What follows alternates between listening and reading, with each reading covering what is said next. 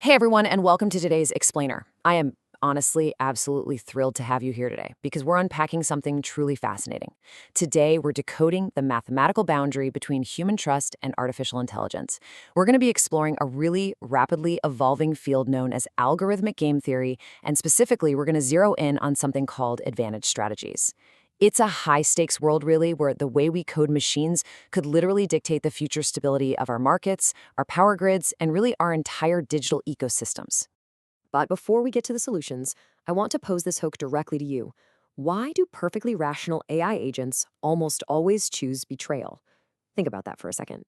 There's this stark, kind of dark irony here.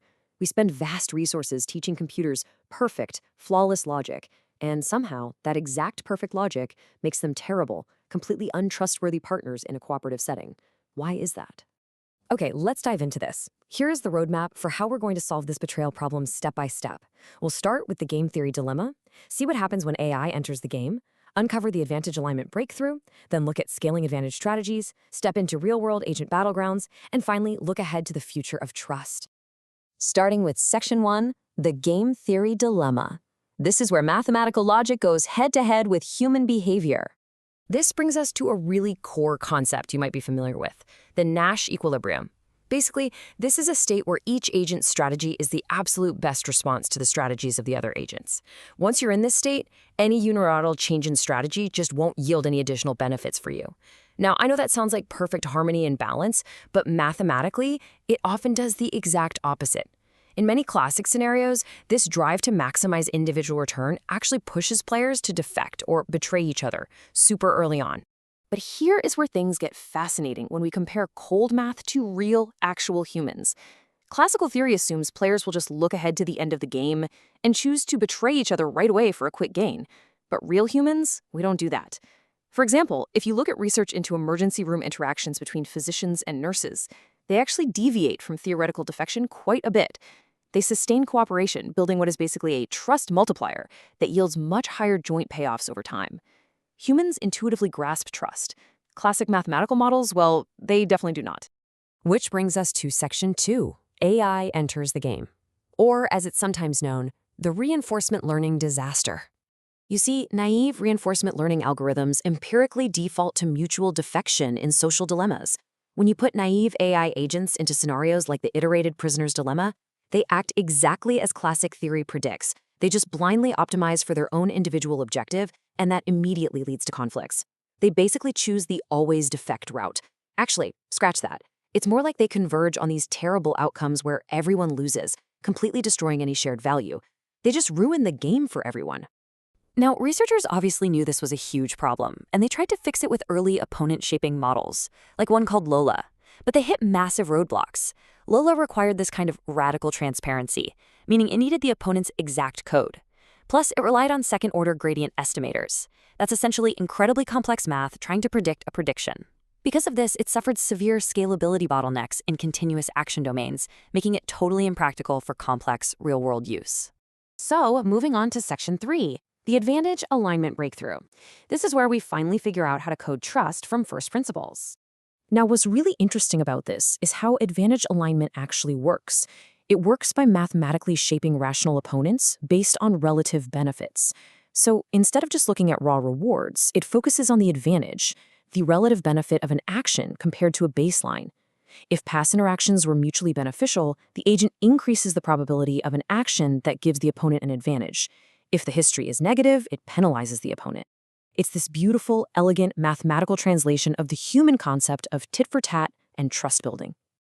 Let's see how this creates a massive edge over those older models. Unlike Lola, advantage alignment, or ADAlign, does not require access to the opponent's parameters. It just looks at observed rewards.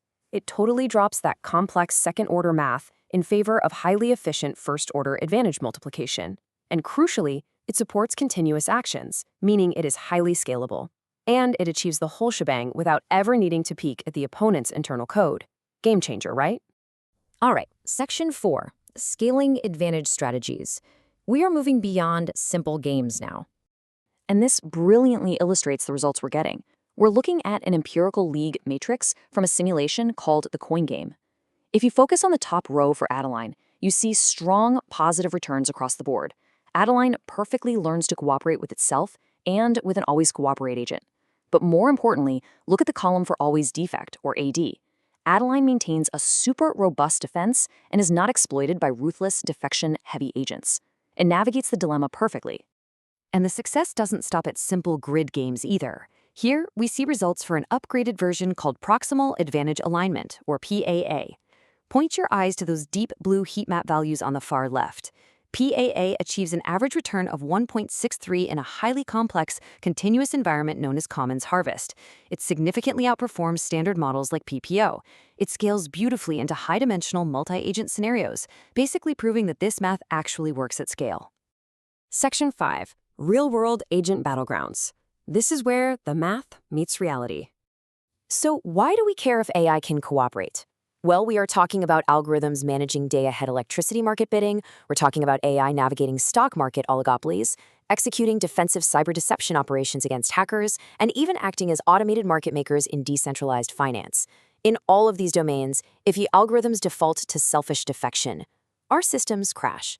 They absolutely must learn cooperative, non-exploitative behaviors to keep our power grids and financial markets stable. So, the crucial point is, notice the dynamic curve here. Whether an algorithm is participating in an online ad auction or making a high-frequency stock trade, it has to constantly balance the probability of winning against the expected costs of that interaction.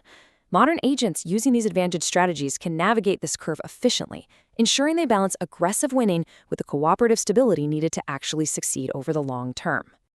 Finally, Section 6, The Future of Trust, Exploring Human-Machine Ecosystems. I want you to listen to this profound insight right from the research. The future of predictive computing lies in the deliberate design of algorithms that remain stable, fair, and effective within complex, competitive, human-machine ecosystems. We are officially moving away from the era of isolated, selfish AI optimization. We are intentionally designing a symbiotic digital world where machines actually mathematically understand the value of a mutually beneficial relationship. I want to leave you with this final, somewhat provocative thought. We started out today by asking why perfect logic leads to betrayal. Now we know that by rewriting the advantage functions, algorithms can mathematically mandate cooperation. So in this entirely new era, what does trust even mean for humanity? As machines master the math of cooperation, our own human definition of trust is bound to evolve. Thank you so much for joining me for this explainer. Keep asking those big questions, and I'll see you next time.